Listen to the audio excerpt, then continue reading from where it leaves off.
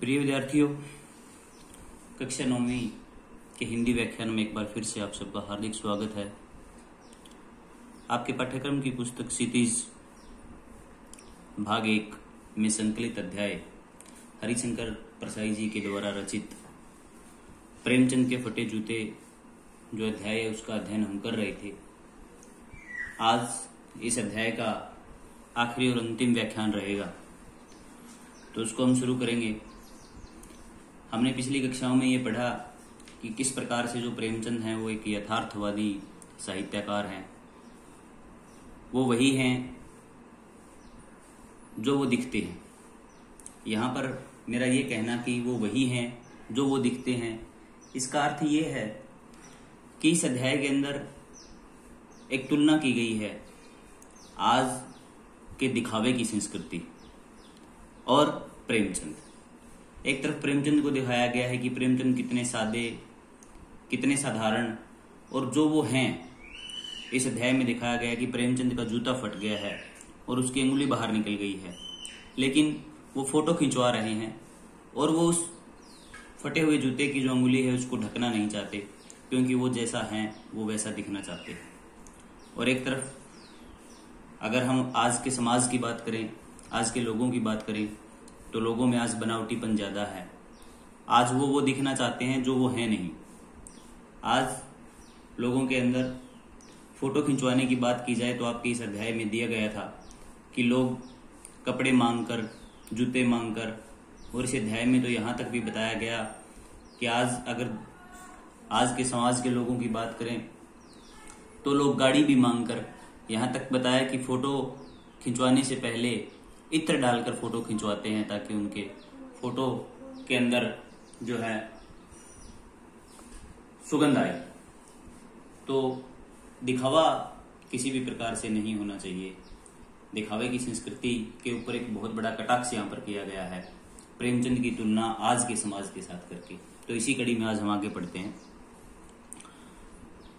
मुझे लगता है तुम किसी सख्त चीज को ठोकर मार रहे हो, कोई चीज जो परत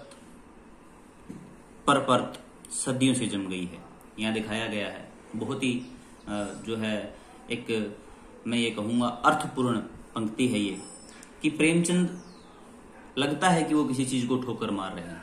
यहाँ किस चीज को वो ठोकर मार रहे हैं? वो ठोकर मार रहे हैं दिखावे की संस्कृति को, कि लोग किस प्रकार से दिखावा करने के लिए किसी भी जो है कीमत को चुकाने के लिए तैयार रहते हैं, किसी भी हद तक जा सकते हैं। उस चीज को जो कि परत दर परत हमारे समाज में जम चुकी है, हर आदमी दिखावा करने की कोशिश आज हमारे समाज में कर रहा है। तो ये जो चीज है वो काफी लंबे समय से हमारे समाज में आ चुकी है, हमारे लोगों में आ चुकी है। उसको ठोकर मारने की कोशिश कहीं ना कहीं प्रेमचंद के द्वारा की गई है ताकि इस चीज से लोग बच सकें। उसे शायद तुमने ठोकर मार मार कर अपना जूता फाड़ लिया।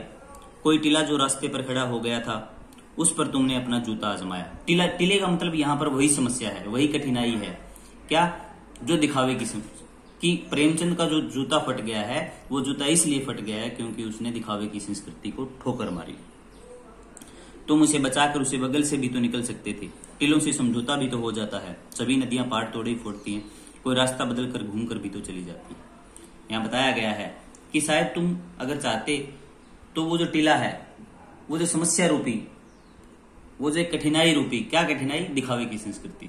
उस दिखावे की संस्कृति से तुम भी तो साइड से होकर निकल सकते थे, एक तरफ होकर निकल सकते थे, लेकिन नहीं, तुम एक तरफ होकर नहीं निकले, क्योंकि तुम यथार्थवादी थे, तुम सच्चे थे और तुम ये दिखाना चाहते थे कि जो है वही दिखना चाहिए। समाज के अंदर इस प्रकार की जो समस्याएं हैं, इस प्रकार की जो कठिनाइयां हैं, इस प्रकार की बुरी रीत रिवाज, इस प्रकार के जो परिस्थितियां फैल रही हैं, ये नहीं होनी चाहिए। तुम समझौता नहीं कर सके। क्या तुम्हारी भी वही कमजोरी थी जो होरी को ले डूबी? वह नेम धर्म वाली कमजोरी, नेम धर्म उसकी भी जंजीर थी, मगर तुम जिस तरह मुस्कुरा रहे हो उससे लगता है शायद नेम धर्म तुम्हारा बंधन नहीं, तुम्हारी मुक्ति थी। तुम्हारी यह पांव की उंगली मुझे संकेत करती सी लगती है जिसे तुम घृणित समझते हो। यहाँ बड़ी गूढ़ बात कही गई है लेखक के द्वारा कि तुम्हारे पांव की जो उंगली है वो एक तरफ इशारा कर रही है। किस तरफ इशारा कर रही है? उस दिखावे की संस्कृति की तरफ इशारा कर रही है। शायद तुम उससे घृणा करते हो, शायद तुम उससे नफरत करते हो, इसलिए ये तुम्हारी उंगली उसकी तरफ इशारा कर रही है। उसकी तरफ हाथ ही नहीं, पांव की उंगली से इशारा करते हो, इसका मतलब तुम उसे बहुत ज्यादा घृणा की नजर से, बहुत ज्यादा नफरत की नजर से देखते हो कि ऐसा नहीं होना चाहिए। तुम क्या उसकी तरफ इशारा कर रहे हो जिसे ठोकर मारते मारते तुमने जूता फाड़ लिया। मैं समझता हूं, तुम्हारी उंगली का इशारा भी समझता हूं और व्यंग्य मुस्कान भी समझता हूं कि एक छोटी सी हल्की सी मुस्कान है प्रेमचंद के चेहरे पर। लेखक कहता है मैं तुम्हारी मुस्कान को भी समझता हूं और मैं तुम्हारी उंगली के इशारे को भी समझता हूं कि तुम्हारी उंगली का इशारा ये कह रहा है कि ये चीजें हमारे समाज से समाप्त होनी चाहिए।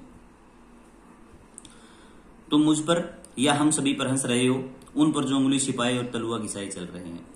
यहाँ लेखक ने कहा है कि मुझे पता है कि प्रेमचंद के चेहरे पर जो मुस्कुराहट है वो क्या है कि आज के वो लोग जिनके जूतों का तलवा नहीं रहा,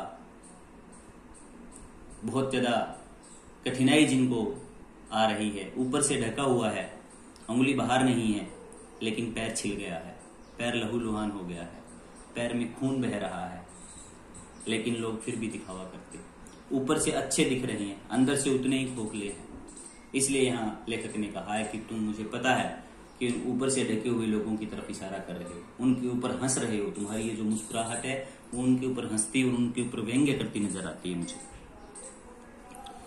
उन पर जो टीले को बरकरार बाजू से निकल रहे हैं। तुम कह रहे हो मैंने तो ठोकर मार मार कर जूता फाड़ लिया, अंगुली बाहर निकल आई पर पांव बचा रहा और मैं चलता रहा, मगर तुम अंगुली को ढांकने की चिंता में तलुए का नाश कर रहे हो, तुम चलोगे कैसे। यहाँ प्रेमचंद के द्वारा बताया गया है कि प्रेमचंद ने कहा है कि तुम ऊपर से ढकने के चक्कर में अपने जूते को ऊपर से तो तुमने ढक लिया, लेकिन नीचे जो पांव लहूलुहान हो गया है, जो खून बह रहा है, उस समस्या को तुम, उस कठिनाई को तुम कभी भी उसका समाधान नहीं कर पाओगे। लोग, प्रेमचंद के द्वारा दिखाया गया है कि किस प्रकार से इस समस्या, ये जो दिखावे की संस्कृति है, इस समस्या से लोग एक तरफ होकर निकल जाते हैं, लेकिन प्रेमचंद टकराना चाहता है। वो इसलिए टकराना चाहता है क्योंकि प्रेमचंद ऐसी समस्याओं को समाज से समाप्त करना चाहता है। मैं समझता हूं, मैं तुम्हारे फटे जूते की बात समझता हूं, अंगुली का इशारा समझता हूं, तुम्हारी व्यंग्य मुस्कान समझता हूं। यहाँ अंतिम जो पंक्ति है वो कही है कि तुम्हारा जो जूता फट गया, उसकी उंगली बाहर निकली है, मैं उसको भी समझता हूँ क्योंकि तुम दिखावा नहीं करना चाहती। तुम जो मुस्कुरा रहे हो, मैं उसको भी समझता हूँ क्योंकि तुम उन बनावटी लोगों के ऊपर मुस्कुरा रहे हो। तुम्हारी ये जो व्यंग्य मुस्कान है वो मैं समझ रहा हूँ कि तुम कहीं ना कहीं उन लोगों पर कटाक्ष करके, व्यंग्य करके उनका मजाक उड़ा रहे हो कि ये लोग कितने खोखले हैं और ये समाज को किस प्रकार से खोखला कर रहे हैं जो दिखावा करते हैं। तो विद्यार्थियों, प्रेमचंद के फटे जूते अध्याय का आज समापन हुआ। ये एक बहुत ही सीख और शिक्षा देने वाला अध्याय था कि हमें किसी भी प्रकार से बनावटी नहीं होना चाहिए, हमें किसी भी प्रकार से ऊपर से ढके होना लेकिन नीचे से कठिनाइयों का सामना करते रहना गलत है। इसलिए यहाँ इस अध्याय में, प्रेमचंद के फटे जूते अध्याय में यही दिखाया गया है कि हमें वही होना चाहिए जो हम हैं। हमें किसी भी प्रकार से इस प्रकार का दिखावा नहीं करना चाहिए जो हम नहीं हैं। इसलिए जिस प्रकार प्रेमचंद यथार्थवादी थे, हमें सच्चे रहना चाहिए। हम जिस भी परिस्थिति में रहें वो सबके सामने होनी चाहिए, हमें अपनी परिस्थितियों को नहीं छुपाना चाहिए। विद्यार्थियों, एक बार फिर से मिलते हैं अगली कक्षा में। धन्यवाद।